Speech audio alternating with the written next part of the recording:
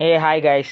டே 46ல் 2 ஃபால்ஸ் ஒரு கேவை செம்மையாக எக்ஸ்ப்ளோர் பண்ணிட்டு நெக்ஸ்ட் இங்கே நிறையா பேர் ஹைப்பு கொடுத்த 7 சிஸ்டர் வாட்டர் ஃபால்ஸ்க்கு போனேன். ஆனால் அங்கே நவம்பர் மாதத்தில் தண்ணியே இல்லை. என்னடான்னு பார்த்தா இங்கே வந்துட்டு ஏப்ரல்ல இருந்து தான் மழை சீசன் ஸ்டார்ட் ஆகுமா.